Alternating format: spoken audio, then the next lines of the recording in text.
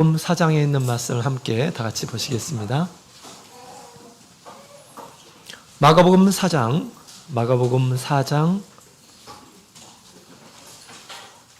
35절부터 우리 41절까지 있는 말씀을 함께 보시겠습니다.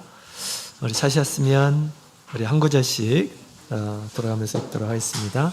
35절.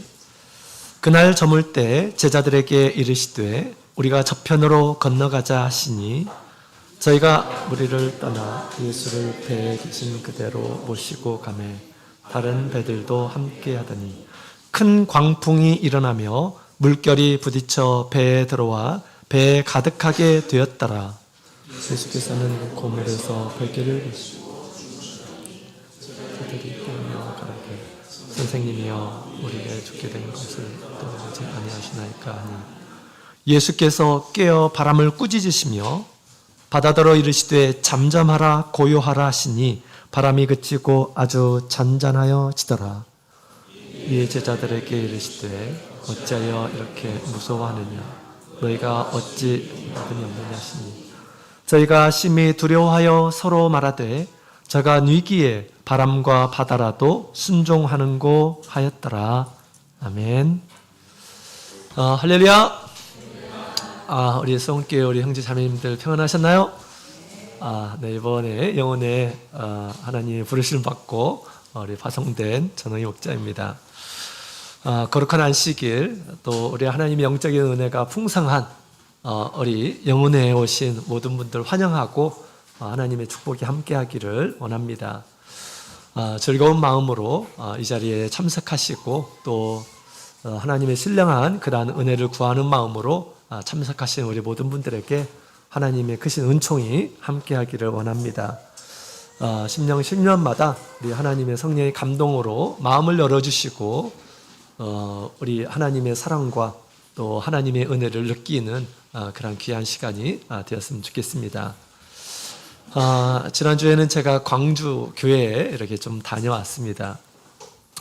광주 교회는 2005년도에 제가 처음으로 목회를 시작했던 목회의 첫사랑 교회라고 이렇게 말할 수가 있는 것 같습니다.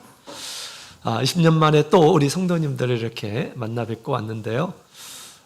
참으로 감사한 것은 우리 그때 정말 우리 숨바꼭질 하던 그 아이들 그리고 우리 학생들이 20년이 되어서 다들 이렇게 군대도 갔다 오고 또 장성한 일한 사람이 되어서 우리 교회의 큰 일꾼, 기둥으로 이렇게 서 있는 그런 모습을 보면서 너무너무 감사했습니다.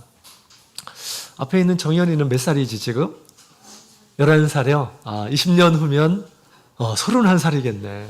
우리 은규 선생님처럼 커가지고 교회에서 우리 아이들을 잘 지도하고 있겠죠? 우리 수원교회 우리 아동부들도 그런 날들이 있기를 기대합니다. 또 깨달은 것은 우리 주님의 말씀은 참으로 진리시구나 라는 그런 생각이 들었습니다. 그때나 지금이나 정말 변함없는 그런 신앙으로 굳게 이렇게 믿음 생활을 하시는 그런 분들을 보셨고요. 또 안타깝게도 믿음이 식어져서 또 교회에 보이지 않는 그런 성도님들도 이렇게 보였습니다.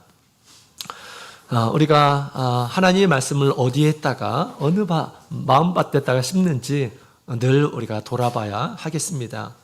원학기는 늘 우리 착한 마음, 좋은 마음의 밭에 우리 하나님의 말씀을 뿌려서 굳건한 그런 신앙생활을 하시는 우리 모든 성도님들이 되었으면 좋겠습니다.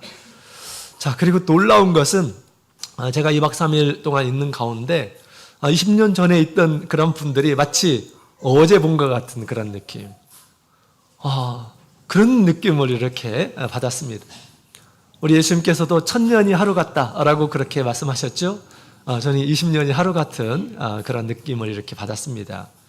아마도 천국에 가게 되면 다 그런 마음으로 서로 이렇게 만나지 않을까라는 그런 생각을 이렇게 하게 되었습니다. 제가 이제 수원에서 목회를 한 지 마지막 해이죠. 그리고 올해는 2달밖에 이렇게 남지를 않았습니다. 다음에 어디에서 만나든지 간에 굳건하게 서 있는 그런 믿음의 모습을 보며 하나님 앞에 감사의 기도를 드렸으면 좋겠습니다. 또 이 세상에 만나지 못한다 하더라도 우리 영원한 하나님의 나라에서 꼭 만나기를 기대합니다. 이번 가은 영혼회를 맞이해서 당신을 향한 하나님의 뜻을 가지고 말씀을 증거하고 있습니다. 우리를 향한 우리 하나님의 뜻은 무엇일까요? 우리 데살로니가전서 5장 16절부터 18절에 있는 말씀을 보면 이런 말씀이 있습니다. 항상 기뻐하라, 쉬지 말고 기도하라, 범사에 감사하라. 이는 그리스도 예수 안에서 너희를 향하신 하나님의 뜻이니라 라고 말하고 있습니다. 사도 바울의 권면을 따라서 늘 우리 하나님의 뜻을 행하며 사시는 우리 모든 분들이 다 되시기를 원합니다. 특별히 우리 이번 영혼회를 통해서 우리를 향한 하나님의 뜻이 무엇인지 분명히 깨닫고 그 다음에 그 뜻대로 살아가시는 저 여러분이 되었으면 좋겠습니다. 그리스도 안에 있는 이란 사람, 예수 그리스도 안에 있는 이란 사람들은 이렇게 살 수 있다라는 것입니다. 항상 기뻐하며 살 수 있다라는 것이죠. 예수 안에 있는 이란 사람들은 항상 기뻐하며 살 수 있습니다. 지난 시간에 함께 말씀을 나누었죠. 그리스도 안에 늘 거하시면서 복음의 향기를 세상에 나타내며 살았으면 좋겠습니다. 오늘 우리 하나님의 두 번째 뜻, 그리스도 안에서 쉬지 말고 기도하라 라고 하는 제목의 말씀으로 함께 살펴보겠습니다. 이 하나님의 뜻도 꼭 실천하셔서 우리 신앙의 목표를 이루시는 우리 모든 분들이 다 되시길 예수님의 이름으로 축원드립니다. 우리는 왜 쉬지 말고 기도를 해야 될까요? 오늘 우리 본문에 있는 말씀을 보게 되면 우리 갈릴리 이 바다에서 벌어진 일에 대해서 우리에게 얘기해 주고 있습니다. 사실 이 갈릴리는 호수예요. 근데 너무 거대한 그런 호수여서 바다라고 이렇게 읽었습니다.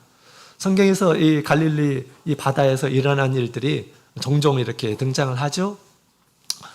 이 바닷가에서 그물을 깁고 있는 우리 제자들 우리 예수님께서 부르십니다. 나를 따라오라 라고 말씀하시죠. 또 때로는 우리 예수님께서 배를 빌려가지고 거기에서 지금 모여든 많은 이란 사람들, 무태에 있는 이란 사람들 향해서 말씀을 가르치는 그런 장면도 나옵니다. 또 어느 날은 바다 위를 걸어가시는 그런 기적을 보이신 적도 있습니다.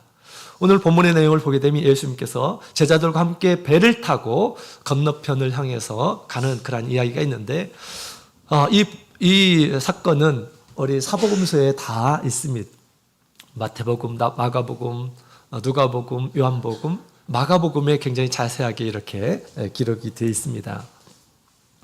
예수님께서 제자들에게 건너편으로 건너가자 말씀을 하시고 함께 배를 타고 가셨습니다.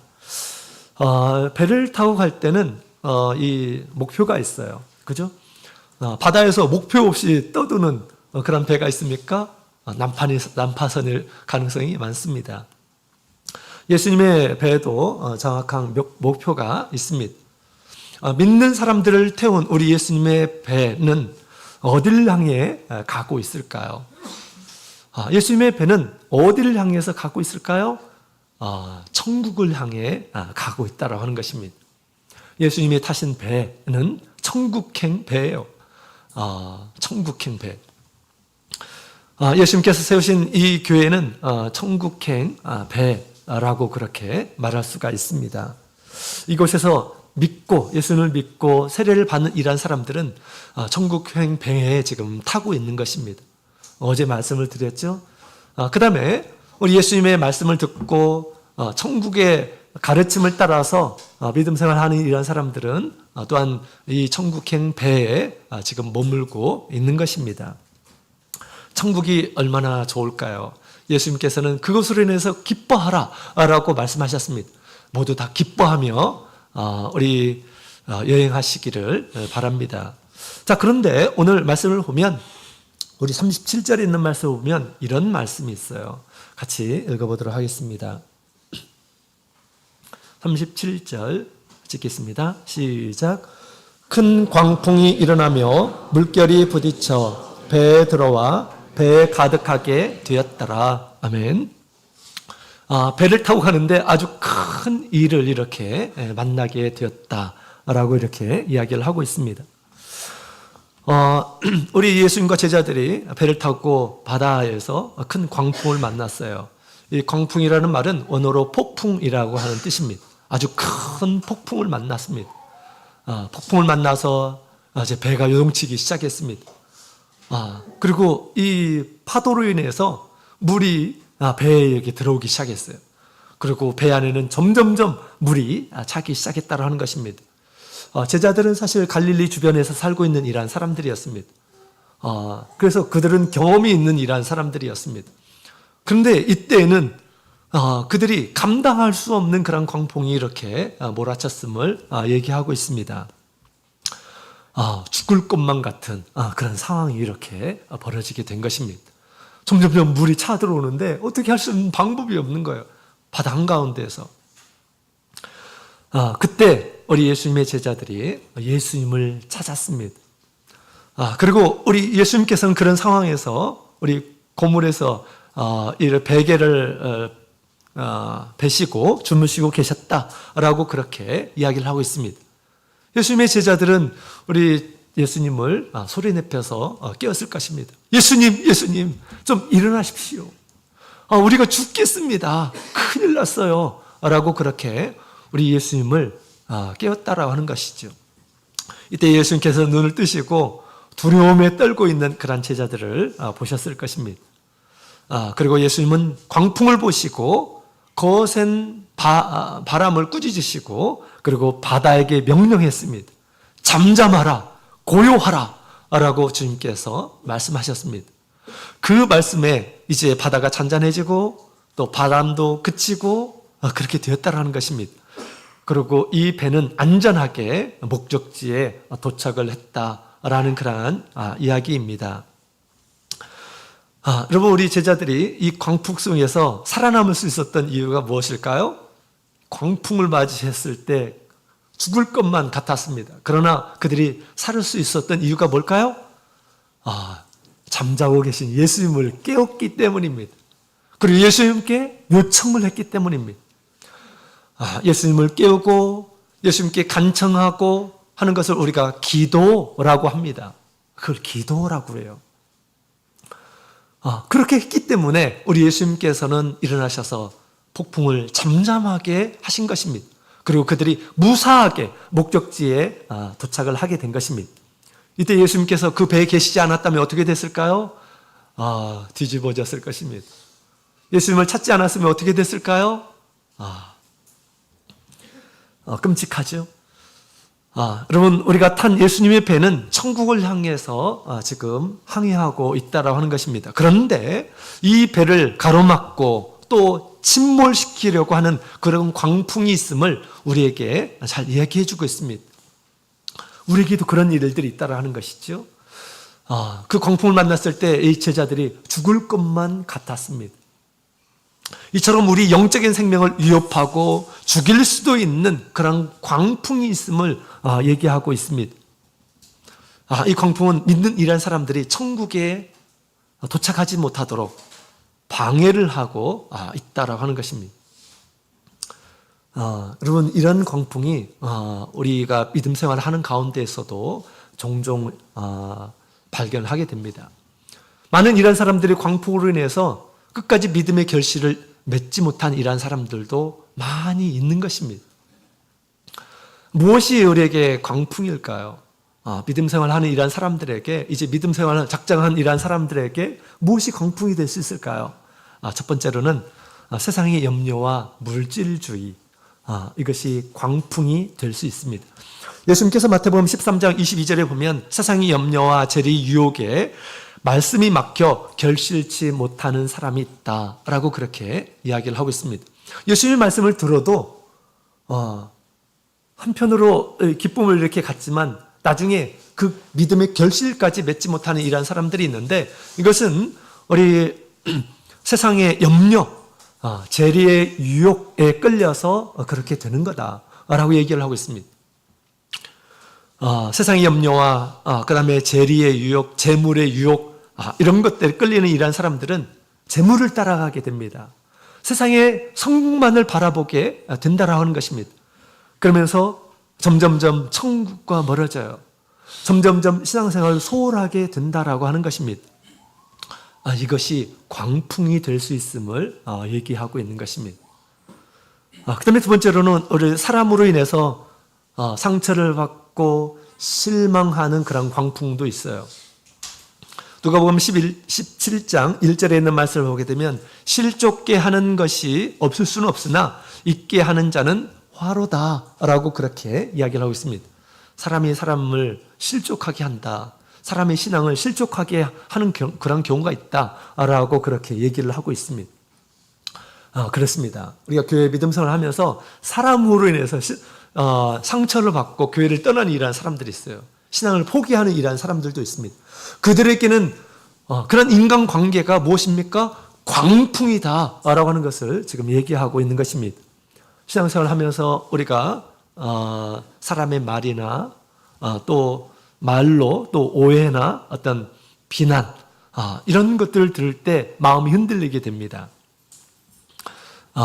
그래서 신앙까지 포기하는 이런 사람들이 있어요. 그들에게는 이런 광풍이 이 같은 사람들의 말, 그 다음에 인간관계에서 나오는 이런 부작용이다라고 하는 것입니다. 그다음에 죄의 유혹이 광풍이 될 수가 있습니다. 죄의 유혹. 창세기 4장 7절에 있는 말씀을 보게 되면 죄가 사자처럼 내 문에 엎드려 있느니라 라고 그렇게 이야기를 하고 있습니다. 죄, 내 문에 엎드려 있어요. 왜 엎드려 있을까요? 잡아먹으려고 하는 것입니다. 잡아먹으려고, 사람을 삼키려고 하는 것입니다. 그다음 생명을 취하려고 한다라고 하는 것입니다. 그래서 큰 죄를 지면 이런 생각이 들어요. 나는 이제 끝났구나. 하나님께서는 나를 구원해 주지 않을 거야 라는 그런 생각이 듭니다. 점점점 신앙에서 멀어지는 이러한 사람들을 보게 됩니다.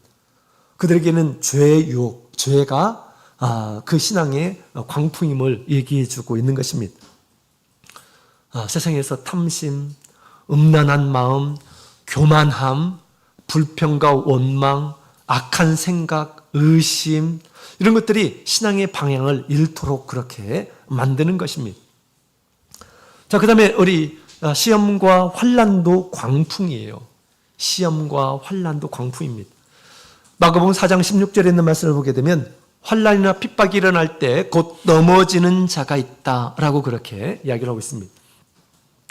돌밭에 뿌려진 사람, 환난이나 핍박을 만날 때 넘어지고 마는 이러한 사람들이 있다라고 얘기하고 있죠. 신앙생활 하는데 고난이 찾아올 때 믿음을 지키지 못하는 이러한 사람들이 있다라고 하는 것입니다.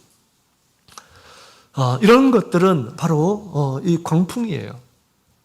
끝까지 우리 믿음 생활을 지키지 못하도록 천국에 들어가지 못하도록 하는 그런 광풍, 우리를 죽이고 마는 그런 광풍이 있음을 얘기하고 있다는 것입니다. 수많은 광풍이 사실은 우리를 기다리고 있어요. 우리가 지금까지 믿음 생활 잘 했다 하더라도 이후에 어떤 더 큰 광풍이 올지 우리가 모르는 것입니다. 그리고 언제 어느 때 이것이 불지 아무도 모른다라는 것입니다. 이때 우리 신앙이 침몰하지 않도록 하기 위해서 우리가 해야 할 일들이 뭘까요? 제자들과 같이 예수님을 찾고 간구하는 일입니다. 바로 기도하는 일임을 얘기해 주고 있어요. 바울 사도는 그래서 쉬지 말고 기도하라 라고 이야기를 하고 있습니다. 예수님께서도 이와 같이 말씀하셨어요. 마태복음 26장 41절에 있는 말씀을 보게 되면 시험에 들지 않게 깨어 기도하라 라고 말씀하셨어요. 기도하지 않으면 시험에 걸리게 되고 그 다음에 넘어지게 된다라고 그렇게 얘기하는 것이죠. 기도 생활을 게을리하게 되면 영적으로 잠을 자는 것과 같습니다. 우리 예수님의 제자들도 마땅히 기도해야 될 때 기도하지 않으니까 어떻게 합니까? 예수님을 떠납니다. 또 사람들 앞에서 예수님을 부인해요. 나 예수님 모르겠는데요? 라고 그렇게 말을 했다라고 하는 것입니다.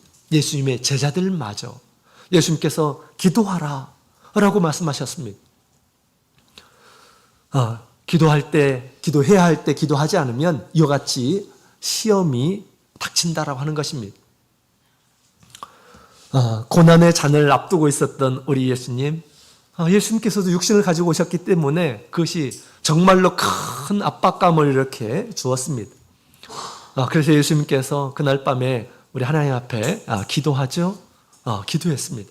깨어서 땀을 흘리면서 열심히 기도했습니다. 나중에 어떻게 했습니까? 힘을 얻어서 하나님의 뜻을 따라서 십자가를 끝까지 지고 걸어가시는 그런 모습을 보게 됩니다. 하나님의 뜻을 이룬 이런 모습을 보게 됩니다. 기도하지 않은 이 제자들과 우리 예수님과 너무 대조가 되죠. 그래서 쉬지 않고 기도하도록 이 바울사도가 당부하고 있는 것입니다. 자, 기도하는데 쉬지 않고 기도하라라고 그렇게 지금 얘기를 하고 있습니다. 쉬지 말고 기도하라고 하는 것은 도대체 어떤 의미일까요? 기도를 하긴 하는데 쉬지 말고 기도하라 라고 그렇게 말씀하셨어요. 그것은 그 기도가 우리 생활의 일부가 되게 하라라고 하는 그런 권면의 말씀입니다. 생활의 일부가 되게 하라. 여러분, 우리가 사람이 사는데 이 모든 생존할 때 필요한 것들은 쉬지 않습니다. 계속 한다라고 하는 것이죠. 바람이 언제 불을지 몰라요. 또 모든 광풍은 작은 바람에서부터 시작이 돼요. 작은 바람에서부터. 그래서 조금 더 센 바람, 더 큰 바람, 그 다음에 광풍, 그리고 미친 바람, 광풍과 같은 이런 바람이 몰려올 수 있음을 얘기하고 있습니다. 작은 것에부터 시작이 되는 거예요. 그래서 우리의 기도가 생활의 일부가 돼야 된다라는 것입니다. 여러분, 우리 생존에 필요한 것들은 계속합니다. 쉬지 않아요. 계속해서 합니다. 생존을 위해서 필요한 것들은 숨쉬기 어떻게 합니까? 계속해야 돼요. 쉬지 말고 계속해서 해야 됩니다. 그렇죠? 숨을 멈추면 어떻게 됩니까? 죽게 되는 것입니다. 이처럼 이 기도는 영혼의 호흡임을 얘기하고 있습니다. 숨을 멈추면 생명이 끊어지듯이 우리가 기도를 멈추게 되면 영적인 생명이 점점점 연약해지게 될 것임을 얘기하고 있는 것이에요. 또 우리가 살기 위해서 늘 하는 일이 있죠. 늘 식사를 합니다. 식사를 해야지 영양분을 충분히 공급을 받고 그 힘으로 살아갈 수가 있어요. 그렇죠? 이와 같이 이 기도는 우리 하나님의 감동을 얻고 하나님을 알고 또 진리를 아는 그러한 도구가 된다라고 하는 것입니다.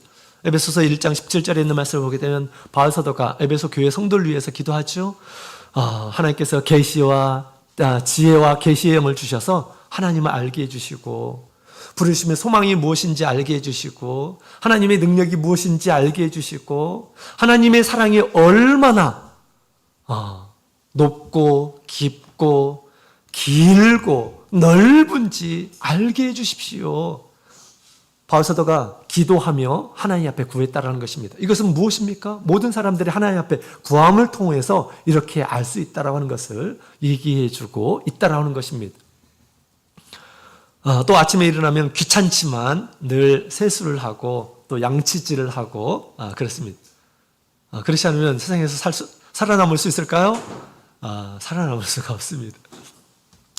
시편 51편 10절에 있는 말씀을 보게 되면 하나님이여 내 속에 정한 마음을 창조하시고 그 안에 정직한 영을 새롭게 하옵소서. 다윗이 이런 기도를 하고 있다라고 하는 것입니다. 기도는 우리의 마음을 깨끗이 하고 새롭게 하는 것이다 라고 하는 것을 우리가 알 수가 있어요. 또 우리가 튼튼한 몸을 위해서 운동을 합니다. 젊은 때는 잘 모르지만 이 운동이 자기가 살아가는 버팀목임을 알게 됩니다. 우리가 운동은 한 번 한다고 해서 효과가 있는 것이 아니죠. 꾸준히 하게 될 때 효과가 있는 것입니다. 이처럼 이 기도는 우리의 심령을 강건하게 해줌을 얘기하고 있습니다. 에베소 3장 16절에 있는 말씀을 보게 되면 그의 성령으로 말미암아 너희 속사람을 능력으로 강건하게 하옵시며 우리의 속사람은 성령의 감동과 성령의 충만함을 통해서 강건하게 된다라고 그렇게 이야기를 하고 있어요. 처음에 성령을 받을 때 많은 이란 사람들이 하나님에 대한 인식을 하게 됩니다. 아, 하나님이 계시는가 보다 라는 그런 생각을 갖는 것입니다.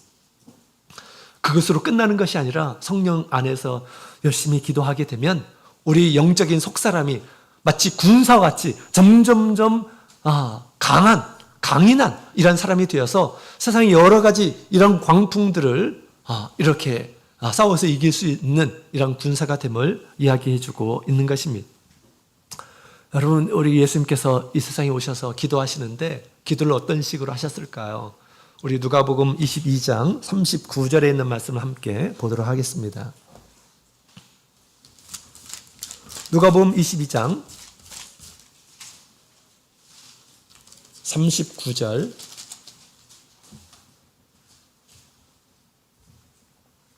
누가복음 22장 39절 함께 읽겠습니다. 시작.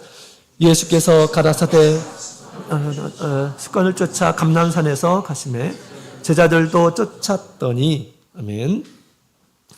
자, 이곳에 이르러 저에게 이르시되 시험에 들지 않기를 기도하라 하시고 아멘. 자, 예수님께서 습관을 쫓아서 감난산에 가셔서 거기서 기도하시는 모습을 보여주셨습니다. 또 그들에게도 기도하라 라고 그렇게 말씀을 하신 것이죠. 습관을 쫓아 라고 하는 것은 늘 하던 대로 라고 하는 그런 말이에요. 늘 하던 대로. 그래서 예수님께서는 우리가 사복음서를 통해서 보게 되면 예수님께서 기도하는 모습을 정말 자주 보여주시는 것을 보게 됩니다. 이처럼 우리 예수님께서 이런 기도 생활을 하신 것처럼 우리도 습관을 따라서 기도가 우리의 일상이 되도록 해야 된다. 그래서 쉬지 말고 기도하라 라고 그렇게 바울사도가 권면을 하고 있습니다. 보통 우리 사람들은 만날 때 어떻게 인사를 합니까? 식사하셨어요? 라고 그렇게 묻습니다. 그렇게 인사를 해요. 그런데 우리가 믿음 안에서 이런 인사를 했으면 좋겠습니다. 기도하셨나요? 기도하셨나요? 쉬지 말고 기도하라고 그랬는데 기도하셨나요? 이렇게 우리가 인사를 했으면 좋겠습니다. 기도하는 것은 우리의 생명이 걸려 있는 것이에요. 기도하라 라고 그렇게 말씀하고 있습니다. 시험에 들지 않게 깨어서 기도하라 예수님께서 말씀하셨습니다. 이런 기도는 우리가 늘 해야 하는 것입니다. 무슨 일이 있으면 하고 없으면 하지 않고 이런 게 아니라 우리의 일상이 되도록 우리 영이 하나님의 큰 축복을 받고 은총을 받고 내 영이 강건하게 될 수 있도록 늘 쉬지 않고 기도해야 된다라고 하는 것을 우리에게 얘기해 주고 있는 것입니다. 기도하면 우리 주님께서 역사해 주십니다. 또 권세 있는 그런 말씀으로 폭풍을 잠잠하게 해 주시는 것입니다. 자, 우리의 불안한 그런 마음도 또 두려운 마음도 주님께서 평안을 주십니다. 예수님께서 기도에 대한 여러 가지 약속을 하셨어요. 요한복음 4장 14절에 있는 말씀을 보게 되면 내가 주는 물을 먹는 자는 영원히 목마르지 아니하리니 나의 주는 물은 그 속에서 영생하도록 솟아나는 샘물이 되리라. 요한복음 7장 37절에 있는 말씀을 보게 되면 예수님께서 서서 외쳐 가라사대 누구든지 목마르거든 나에게로 와서 마시라 라고 말씀하셨어요. 예수님께서 주시는 이 생명수를 마시는 이런 사람들은 그 10년 가운데 목마름이 해결이 되고 또 모든 인생의 눈물을 씻어주신다라고 그렇게 이야기를 하고 있습니다. 사람이 이 세상에 살아가는 동안 인생의 목마름이라고 하는 것이 있습니다. 목마름. 그 목마름은 예수님께 와서 예수님께서 주신 샘물로 인해서 모든 것들이 갈증이 해소된다라고 예수님께서 지금 보장하고 있어요. 예수님은 우리의 마음을 가장 잘 아시는 분이십니다. 또 예수님이 우리를 만드신 분이시기도 합니다. 따라서 예수님 앞에 나가서 간구하는 이러한 사람들에게는 우리 예수님께서 모든 것을 해결해 주실 수 있는 그런 분이심을 얘기하는 것이죠. 인생의 이 목마름이 도대체 무엇일까요? 어떤 사람은 외로움이에요. 이 세상에서 사랑받지 못하고 홀로 있는 것 같은 그런 외로움. 정말 큰 목마름입니다. 또 어떤 사람은 무능력함이 이 목마름입니다. 무능력함. 그래서 사람들에게 무시를 당하고 멸시를 당하고,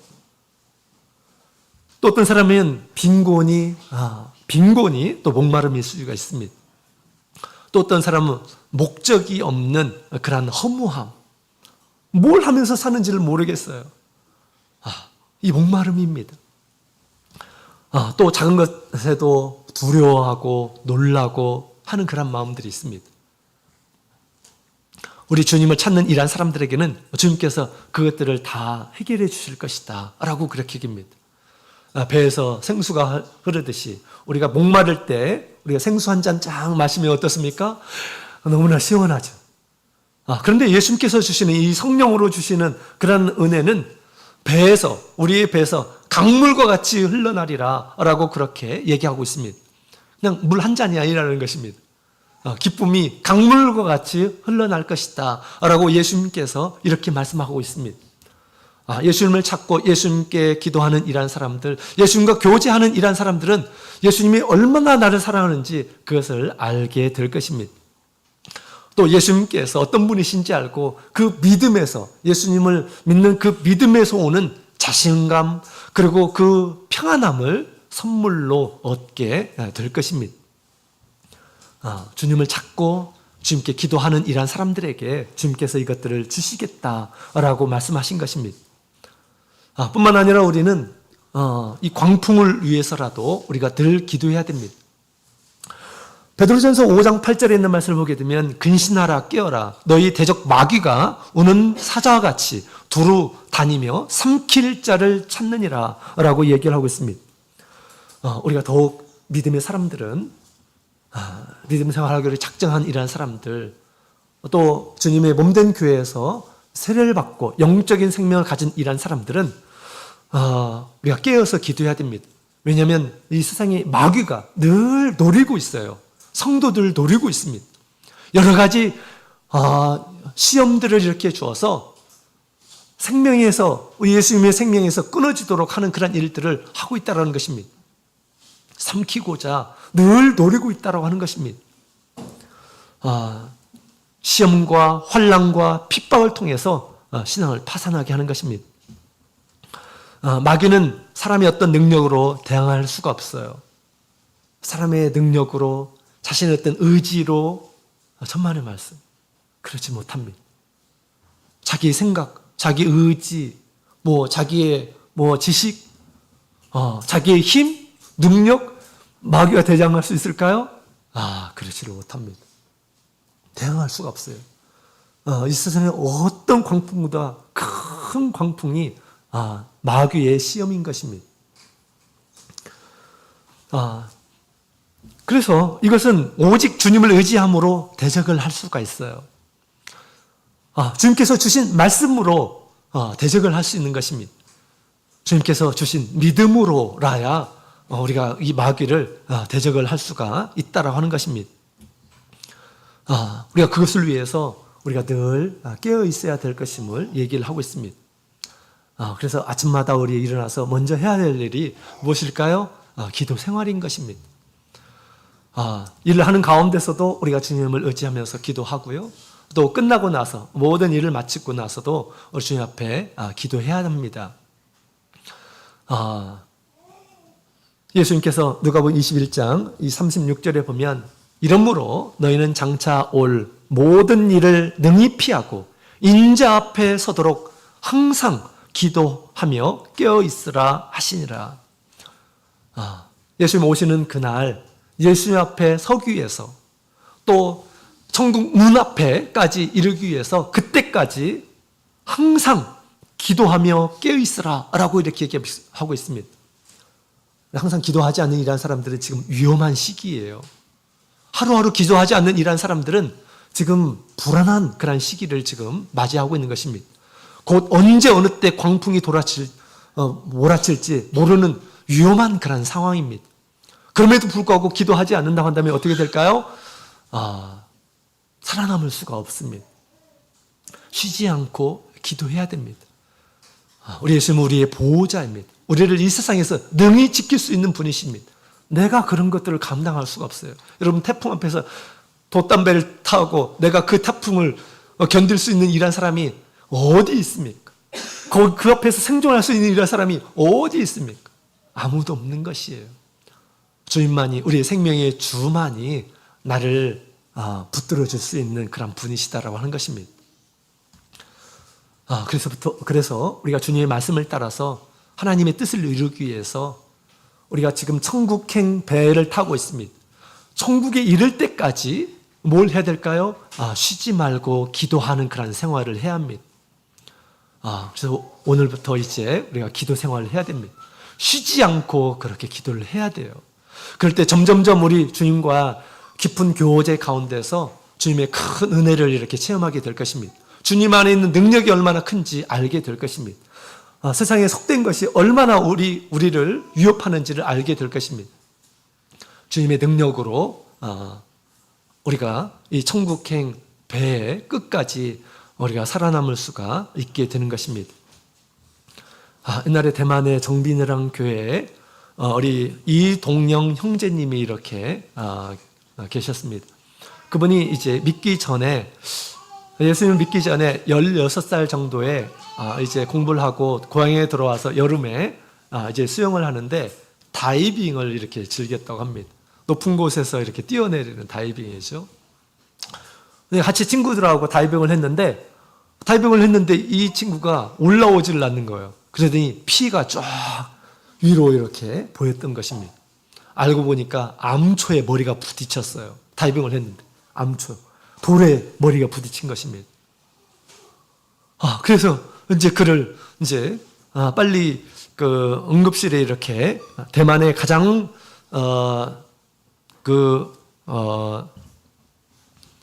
좋은 대학 그 병원이라고 하는 대만 대학으로 이렇게 입원을 시켰습니다. 사실 즉시 암초에 부딪히자 즉시 우리 척추 신경이 손상이 되고 또 하반신이 감각을 잃어서 마비가 된 이런 상태라고 합니다. 근데 정신은 살아 있었어요. 9달 동안 이제 대만 대학병원에서 9달 동안인데 수차례 자살 기도를 했다고 합니다. 호전이 없는 거예요. 9달 동안 계속해서 식물인간처럼 이렇게 있었던 것입니다. 또 뭐 병원에서 어떻게 쓸 수 있는 그런 방법을 써서 이제 집으로 이렇게 돌아왔다고 합니다. 19살이 되는 때 그 친구에는 참예수교회 다니는 그런 친구가 있었다고 합니다. 그 친구가 가정을 방문해서 그 친구에게 권면을 했다고 합니다. 하나님을 믿어보자고, 우리 교회에 함께 가자고 그런 얘기를 했답니다. 전도를 했어요. 그래서 마지막 이 기회라고 생각하고 이제 여러 가지 간증을 했겠죠. 그래서 이 친구가 그러면 내가 이런 상태인데 어떻게 갈 수 있냐고, 지금 누워 있는 그런 상태인데 어떻게 갈 수 있냐고, 그건 염려하지 말라고, 네가 마음만 정하면 우리가 도와주겠다고 해가지고 이 친구가 이렇게 교회에 오게 되었습니다. 침대에 누인 상태로 온 거죠. 성경에 보면 중풍병 환자가 우리 예수 앞에 그렇게 온 적도 있죠. 예수님께서 그 믿음을 보시고 그를 살려주신 그런 기적을 우리가 보게 됩니다. 그래서 이 친구가 친구의 전도로 이 친구가 이렇게 우리 교회에 왔습니다. 근데 우리 성도님들이 그를 맞아주시며 또 밝은 얼굴로 이렇게 해주시는 것을 보면서 큰 위로를 받고 또 이렇게 사랑을 받았다고 합니다. 늘 그런 이 병원에서 우리 친척들이 오고 그러면 늘 안타까운 그런 모습으로 이렇게 그를 바라보고 그랬었는데, 우리 교회 성도님들은 환한 얼굴로 인사를 하는 그런 모습을 보면서 좀 특이했다고 합니다. 그리고 이분이 이제 믿음 생활을 계속 지속하게 되었어요. 그리고 얼마 안 있어서 이제 영혼회가 있었다고 합니다. 영혼회 앞에 나와서 그분이 기도를 하시는데 놀랍게도 성령을 아주 빠른 시기에 받게 됩니다. 성령을 받자 어떤 일이 벌어졌냐면 그의 이 목이 돌아가게 되고 그 다음에 두 손도 움직이기 시작했다고 합니다. 성령을 받자마자. 그전에는 완전히 다 마비가 되어서 움직일 수 없는 그런 상태인데 목이 돌아가기 시작했다는 거예요. 또 발이 움직이기 시작했다는 것입니다. 엄청난 그런 희망을 우리 하나님께서 이렇게 주시게 된 거고, 또 하나님이 정말 살아계신다라고 하는 것을 이제 이분이 느끼게 되었다고 합니다. 그리고 이제 얼마 안 있어서 세례를 받고 세례 교육을 받고 세례를 받고 우리 하나님의 자녀로 이렇게 거듭나게 됩니다. 그러면서 이제 하루하루 하나님의 말씀을 보는 가운데 진리의 말씀을 깨닫게 되고, 또 이 세상에 없는 그런 참된 기쁨을 이렇게 소유하기 시작할 때였습니다. 그때 우리 아버지의 이 병이 점점점 악화가 되었다고 합니다. 그러면서 그 어머니는 이제 양어머니신데, 진짜 어머니, 친어머니가 아니고 양어머니신데, 그것으로 인해서 막 이제 그 아들을 공격하기 시작했다고 합니다. 신앙을 핍박하기 시작했다라는 거예요. 그 가정은 민간 신앙의 신앙을 가지고 있었습니다. 근데 어머니가 하는 얘기가, 네가 교회 다니면서 아버지가 이렇게 지금 병세가 악화되었다, 다 너 때문이다 라고 하면서 막 이렇게 이제 핍박을 하기 시작했다라는 것입니다. 한 가정에 하나의 신앙을 가지고 있어야 되는데 이상한 신앙이 갖고부터 내 아버지가 이렇게 된 것이다, 우리 가정 큰일 났다, 막 이렇게 얘기하면서 그러면서 가정의 우환이 다 이제 지금 이 아들로부터 온 것으로 이렇게 얘기하면서 핍박을 하고 그랬다고 합니다.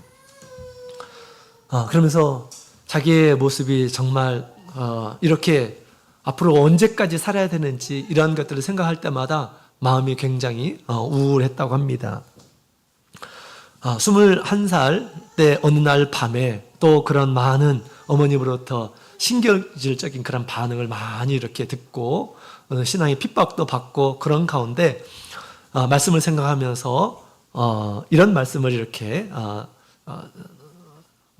보았다고 합니다. 마태복음 5장 44절, 너희 원수를 사랑하며 너희를 핍박하는 자를 위하여 기도하라 라는 그런 주님의 말씀을 듣고 그 다음에 마음에 위로를 얻고 또 기도를 하면서 그렇게 잠이 들었다고 합니다. 그런데 우리 진짜 아무것도 할 수 없는 불구자인 이 형제가 이렇게 이제 좀 마음이 울적한 가운데 겨울에, 또 추운 겨울에 이렇게 이제 잠을 자게 되었습니다. 근데 그 잠을 자는데 그때 이분이 이제 꿈을 꾸었어요. 꿈을 꾸었는데 어떤 꿈이었냐면 갑자기 흰 옷을 입은 천사들이 이렇게 나타났습니다. 많은 천사들이 나타났어요. 그리고 그를 향해서 노래를 하기 시작했다라고 하는 것입니다. 천사의 노래를 듣자 이 노래가 너무나 아름답고 또 너무 자기의 마음을 감동하게 했다라는 것입니다. 근데 도대체 무슨 찬양을 했는지를 모르는데도 그 천사의 찬양을 들을 때 그 마음이 그렇게 황홀했다라는 것입니다. 그때 이런 생각이 들었대요. 이 천사가 지금 무슨 노래를 할까라는 그런 생각을 하자 갑자기 이 구름이 스크린이 되고 그 다음에 그 스크린에 자막, 글자, 가사가 이렇게 쭉 박혀있다는 것입니다. 마치 프로젝트를 쏜 것처럼 구름에 이 자막이 쫙 나타난 거예요. 그 자막에 가사를 보는데 그 글자를 보는 순간 깜짝 놀랐다는 것입니다. 예수님께서 자기를 위해서 들려주시는 그러한 노래였다라는 것입니다. 그 가사 하나하나가 다 자신을 위해서 주신 그런 말씀이었다라는 것을 알게 되었다라는 것입니다. 그래서 그것을 깨달은 뒤에 이분이 큰 위로를 받았다고 합니다. 하나님께서 나를 위로하기 위해서 천사를 보내어서 이렇게 기도해주고 계시는구나 라는 것을 알게 되었던 것이죠. 그래서 그는 예수님께 너무 감사를 드렸다고 합니다. 찬양이 끝나자 이제 꿈에서 깨어나게 되었습니다. 근데 그 꿈이 너무너무 생생하다라는 것입니다. 그래서 그 꿈이 마치 진짜와 같이, 그리고 멜로디가 생각나고 가사가 생각났다고 합니다. 얼마 안 있어서 우리 차장로님께서 그 집에 이렇게 신방을 오셨답니다. 그 이야기를 했대요. 또 우리 차장로님께서 음악적인 그런 소질이 있으셔가지고 그것을 악보를 이렇게 만들었어요. 악보. 그리고 가사도 그 밑에 이렇게 써서 천사가 들려준 찬양이라고 하는 그러한 찬양이 대만에 지금도 있습니다. 그 천사의 찬양의 제목은 예수님이 언제나 당신과 함께 계시네 라고 하는 제목입니다. 이 찬양 한번 들어보고 싶지 않습니까? 들어보고 싶죠? 그럴 줄 알고 제가 좀 준비를 했습니다.当你寂寞孤单的时候，耶稣永远伴着你，把你一切交托主面前，他会承担一切。当你无依无助的时候，耶稣永远伴着你，抛开世俗的烦恼，你就永远快乐。 목소리가 좀 샜네요. 우리 천사의 찬양은 더 청초하고 또 아름다운 소리였을 것입니다. 여러분 이 찬양을 듣는데 저 가사가 무슨 내용이지? 이런 생각 궁금하지 않으신가요? 궁금할 줄 알고 제가 또 번역을 해서 알려드리도록 하겠습니다. 천사가 그렇게 불렀어요. 또 하나님께서 그렇게 알려주셨어요. 제목은 예수님 언제나 당신과 함께 계시네. 가사. 당신이 외롭고 홀로 있을 때에도 예수님은 늘 함께 하시네. 모든 것을 주님께 맡기면 주님께서 다 짊어지시리. 당신이 의지할 곳 없을 때에도 예수님은 늘 함께 하시네. 당신의 근심을 내려놓으면 영원한 기쁨을 얻게 되리라. 이런 찬양입니다. 여러분, 우리 찬양을 통해서도 우리에게 얘기하고 있습니다. 우리는 예수님이 탄 배에 함께 타고 있는 거예요. 예수님 멀리 계시지 않아요. 예수님께서 우리 가운데 함께 계십니다. 그래서 우리 예수님을 바라보고 예수님께 기도하고 내 짐을 내려놓으면 우리 예수님께서는 이 세상이 알 수 없는 그러한 기쁨을 주시는 것입니다. 이 세상이 알 수 없는 그러한 평안을 우리에게 주시는 분이심을 이 가사를 통해서도 우리에게 잘 얘기해 주고 있습니다. 기도하는 이런 사람들에게 주님께서 평안함을 주십니다. 그 평안은 정말 감당할 수 없는 평안이에요. 광풍 가운데서도 예수님께서 배에서 뭐 하고 계셨나요? 조용히 주무시고 계셨다라는 것입니다. 얼마나 평안하면 주무시고 계신 것일까요? 그래서 우리 예수님을 깨우고 예수님께서 주시는 은혜를 얻는 이러한 사람들은 광풍 가운데서도 뭘 할 수 있을까요? 평안한 가운데 주님을 향해서 노래 부르고 찬양할 수 있음을 얘기해 주고 있는 것입니다. 늘 오늘 하나님의 뜻을 함께 들었습니다. 쉬지 않고 기도함으로 우리 주님께서 주시는 그런 평안, 예수님께서 주시는 기쁨이 늘 여러분의 심령 가운데 가득 함께 하시는 모든 성도님들이 다 되시기를 예수님의 이름으로 축원드립니다. 다 같이 묵도드리겠습니다.